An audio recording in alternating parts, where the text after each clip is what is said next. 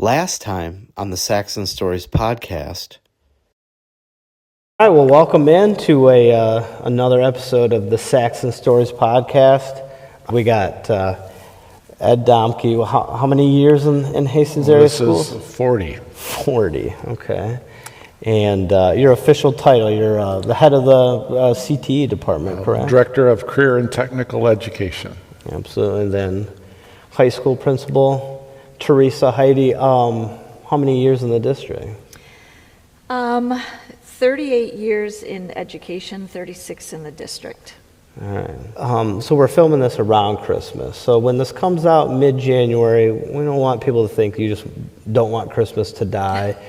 This was appropriate for the time period, and you look very festive. So thank you. I can certainly take the hat off if you would prefer. I think it brings the whole outfit together. But the reason why we got both of you here today because you both oversee what are really important facets of education here at Hastings area schools.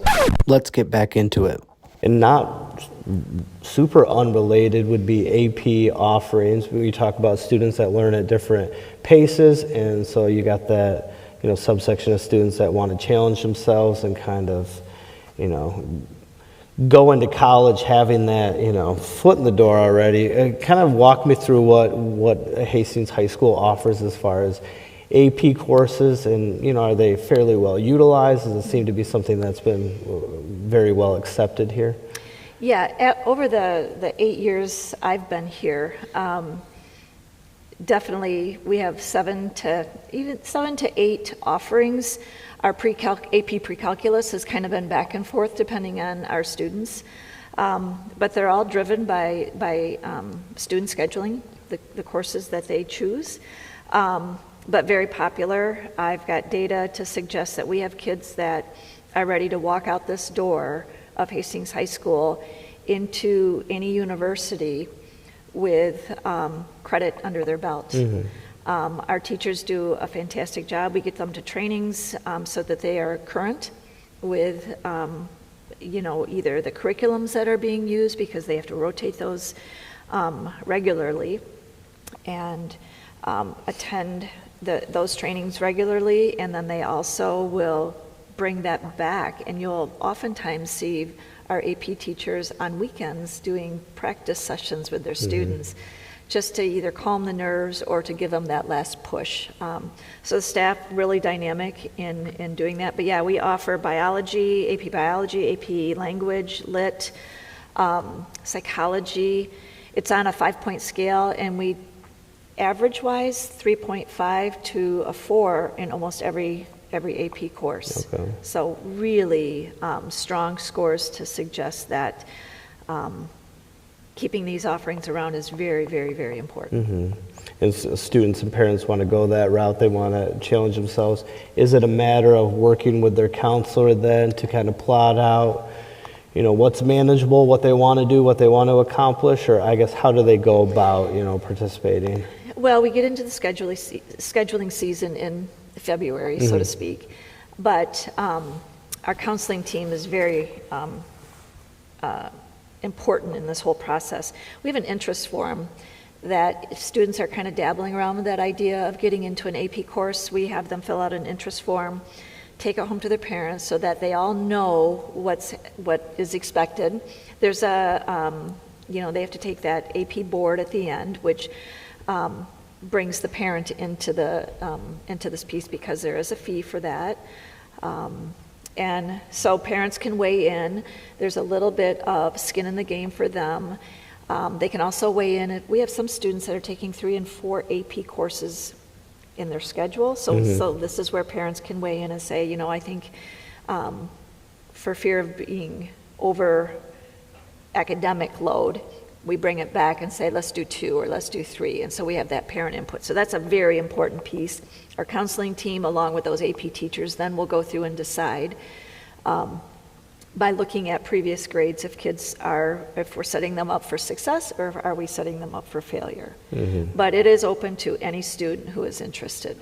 not just your university bound. We've had students that try it just because they want a challenge. Mm-hmm. And they're not really sure what they want to do in their life, but they do want to try an AP course, which then will sometimes move right into a dual enrollment course. And I don't know if that's coming up, but we have a dual enrollment program that offers those challenges as well. Okay.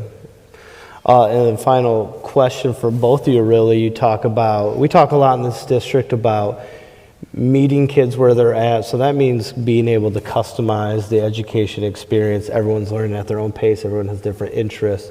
How instrumental are both the AP and the CTE? I mean, almost seems like it's absolutely essential to be able to meet kids like that. How important are your programs to delivering that customized experience for students? Well, I think in CT we've been doing that from the start.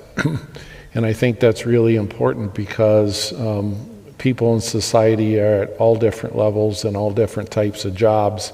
And so in any particular class, you're going to have different level of students, but every one of those students can be successful because it is based on that student and those competencies that we have set up in that program. So you might have a student that takes a couple weeks to get through a competency. You might have another one that takes a month. But when the students walk out the door, they do have competencies that can be used in industry and business. And the employers really like that. So traditionally, American schools, you kind of send kids through the system.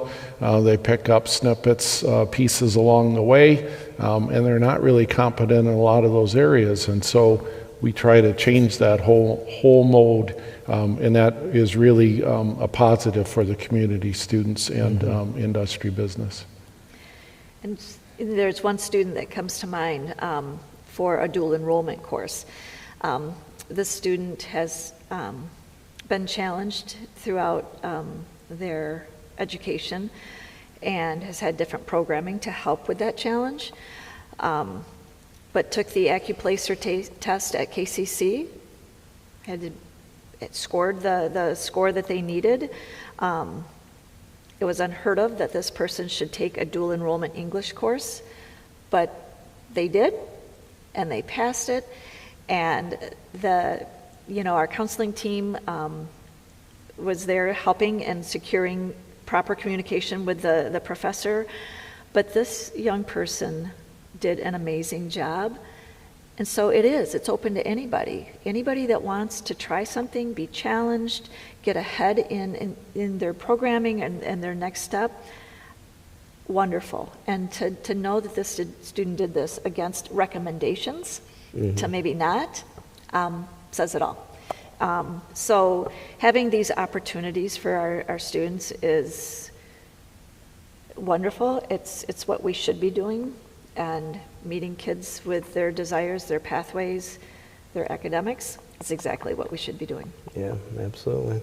Yeah, I mean, as just the communications guy, sitting on the sidelines watching what you guys do, I would encourage families and students to really connect with the schools. Know that there is more than just your basic path through education. You guys provide so many amazing opportunities. And like I said, I've been able to kind of be on the front lines of it, especially on CTE, watching so many really cool things that you guys do out in the field, real life experience. So thank you so much for joining me and for your service to the district. I mean, we kind of joke about it, but we're talking about nearly a century between the both of you of service to Hastings area schools. We truly appreciate that. So, and thank you for tuning in to this episode of Saxon Stories podcast. We'll be back pretty soon and diving into another topic. Thanks again, guys. Thank you.